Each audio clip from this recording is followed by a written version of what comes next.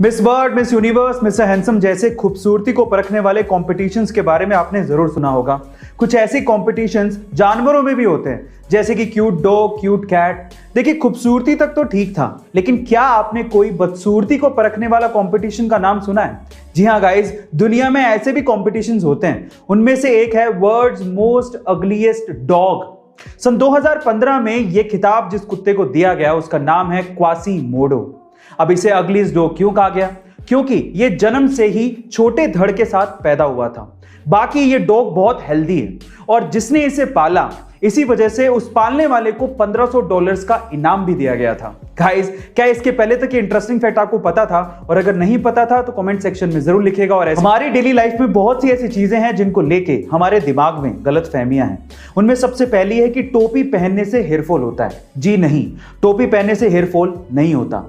मैं आपकी जानकारी के लिए आपको बता दूं कि हेयरफॉल एक जेनेटिक प्रॉब्लम है और अगर आप स्ट्रेस ज्यादा लेंगे तो हेयरफॉल की प्रॉब्लम ज्यादा बढ़ेगी। इसीलिए अपने स्ट्रेस को कंट्रोल करिए। दूसरी है साफ सफाई को लेके।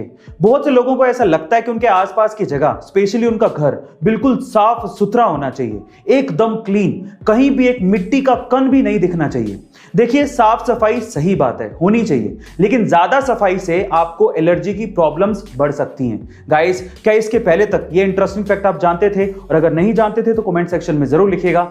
जिंदगी में सक्सेस को पाने के लिए बहुत से फेलियर से गुजरना पड़ता है, बहुत से रिजेक्शंस को सहन करना पड़ता है, तब कहीं जाके इंसान उस मुकाम पर पहुंचता है जिस मुकाम के सपने वो खुली आंखों से देखा करता था। कुछ ऐसा ही हुआ जुबिन नौटियाल के साथ। आज से ठीक 10 साल पहले सन 2011 में जुबिन नौटियाल एक्स फैक्टर नामक एक टैलेंट शो में ऑडिशन देने के लिए पहुंचे थे, लेकिन शायद वो उनका दिन नहीं था। वो बहुत ज्यादा नर्वस थे, इस वजह से वो उस लेवल का परफॉर्म नहीं कर पाए जिस लेवल की उनसे उम्मीद थी, और इसी वजह से सोनू निगम ने उन्हें रिजेक्ट कर दिया।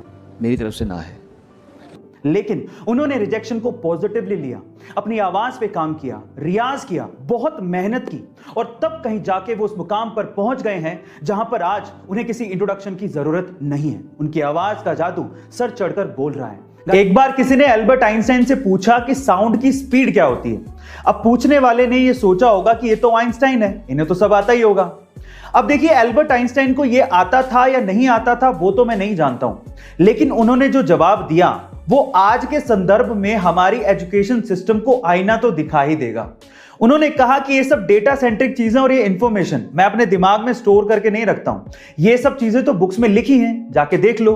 इनफैक्ट उसके बाद जो उन्होंने कहा वो आपको सुनना चाहिए। उन्होंने कहा कि हमारी एजुकेशन को भी ऐसा नहीं होना चाहिए जिसमें हमें चीजों को रटना सिखाया जाए, बल्कि हमारी एजुकेशन को ऐसा होना चाहिए जिसमें हम अपने दिमाग को ट्रेन कर सके कि सोचा कैसे जाता है। गाइस, आप आइंस्टाइन की इस बात से कितना इत्तेफाक रखते हैं कमेंट सेक्शन में जरूर लिखिएगा।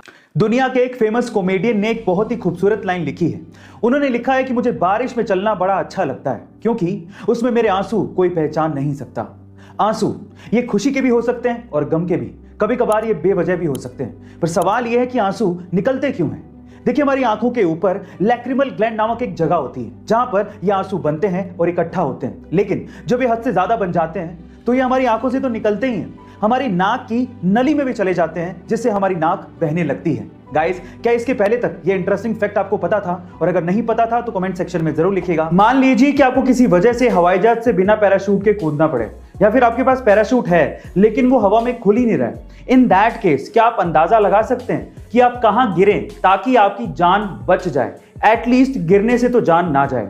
आप में से बहुत सारे लोग पानी को चुनेंगे कि पानी में गिरेंगे तो शायद बच जाएंगे, लेकिन यह गलत है। पानी में गिरना उतना ही खतरनाक है जितना कि कंक्रीट की जमीन पर गिरना, क्योंकि पानी कंक्रीट की जमीन के जैसे कंप्रेस नहीं होता, वहां पर आपके जान जाने का खतरा ज्यादा है।